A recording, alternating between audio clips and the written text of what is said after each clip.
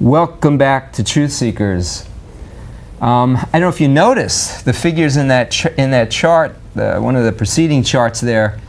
They were saying that the top geneticists were worried if each individual had less than one mutation between 0.2 and 0.38, you start to get into territory where you can't continue as a species. That was less than one, you know, 0.2. Less than 0.2, I guess, would be okay. But they're looking at 1,000 right per person, not less than one per person between 0.2 and 3.8, less than 0.2, say. Go ahead, Brendan. Back in the 50s, around the atomic era, we're getting into nuclear power and studying all that stuff, and scientists really started becoming concerned that a lot of these things we're doing might be causing not only harm to individuals, but harm to our genetics and potentially future generations and our species and such. And they started looking at these things, and they decided that one mutation, if we were to get one mutation per person per generation, that would be it. That would be the end of us as a species. We just couldn't sustain that.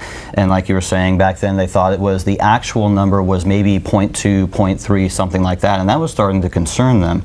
And this limit, if you will, of one per person per generation, that being essentially the end of the species, they've reconfirmed that, and Dr. Sanford brings up a lot more recent quotes than the 1950s, 1990s, and into this decade where scientists are saying the same thing. One would be too much.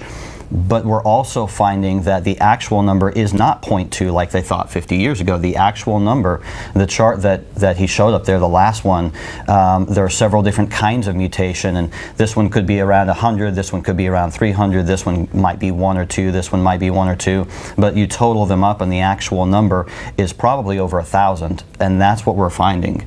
And that is absolutely not sustainable for a species.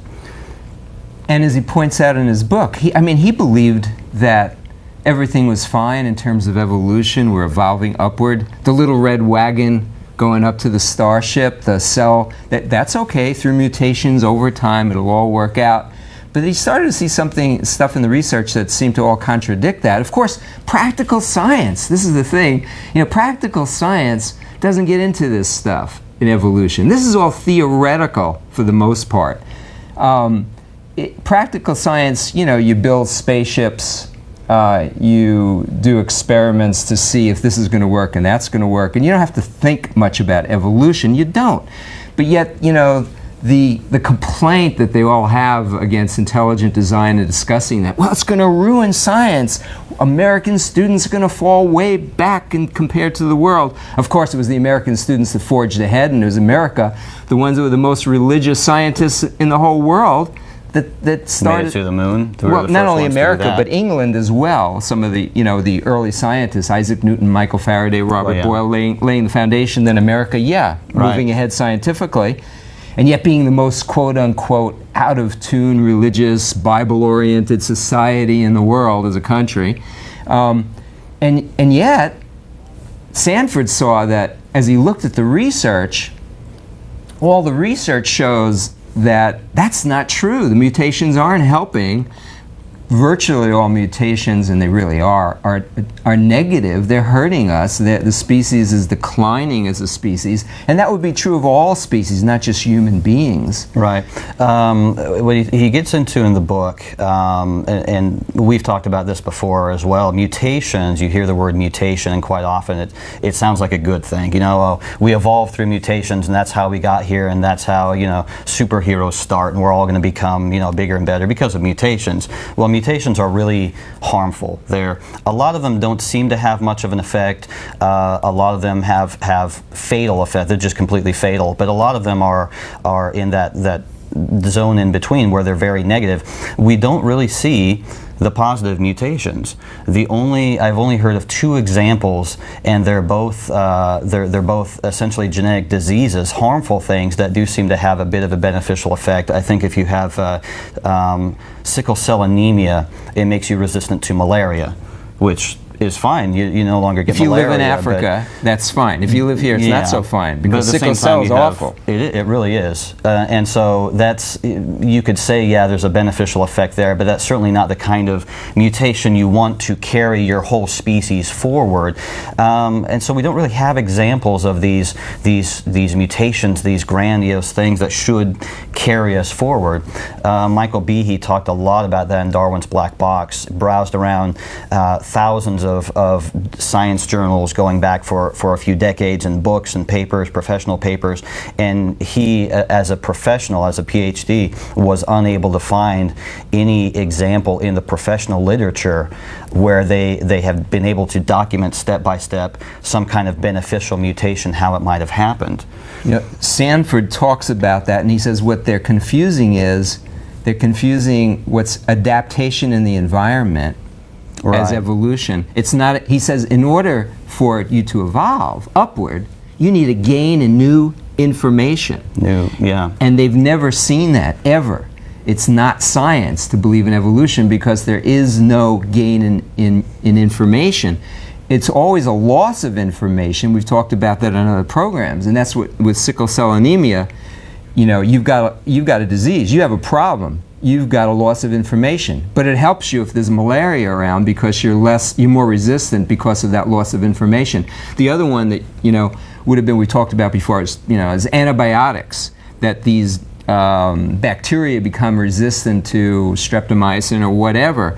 But that also is a loss of information. So that bacteria that has lost that information can't be wiped out as easily by, and won't be wiped out by, streptomycin, because they've lost information. But once you remove the streptomycin, they die out because they're not fit.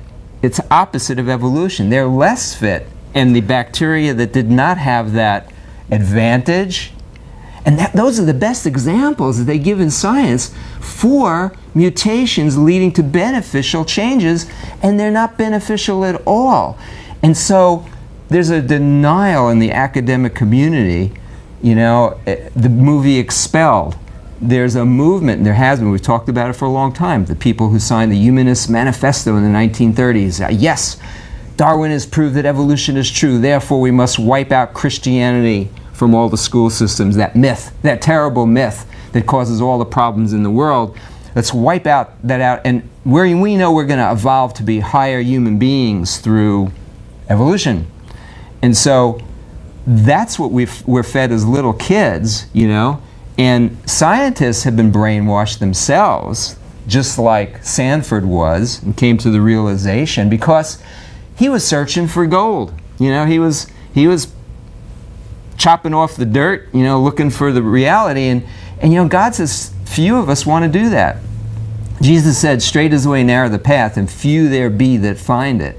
Because when the cost of scraping away that dirt means you might lose some friends and family who'd be upset at you, or you have to give up habit patterns that you don't want to give up. And so most of us don't do it. And Jesus said that's terribly unfortunate, because he said either we serve him, his father, or we serve the other one, the father of lies. And you know, Bob Dylan had it right for a while. I don't know where he's at now. You got to serve somebody. Either you're going to serve God or you're going to serve the devil, in that song he wrote way back when he converted for a while. But in any case, all the geneticists, they have all this data, and yet they cling to a belief that contradicts the evidence that they have. Right, we've been testing fruit flies and doing all kinds of experiments on fruit flies for something like 100 years now. Drosophila, the fruit fly, been you know, applying chemicals and radiation and trying to mutate them, trying to essentially evolve them, get them to evolve. These things have a new generation, I think every 11 days, something like that. They reproduce very quickly, and so over 100 years, you know, we've got a lot of generations over that period of time, and we should be able to see evolutionary changes in that span of time. And the only things that we have found, there are some mutations, again, don't seem to do very much. These flies are essentially as fit as they were were before. A lot of them are injured in some way. They have some of their legs don't work, or they have, you know, too many wings, and so the wings don't work. They bind up. There's a loss of pigment in the eyes, things like that. A lot of them just simply die. They can't survive at all.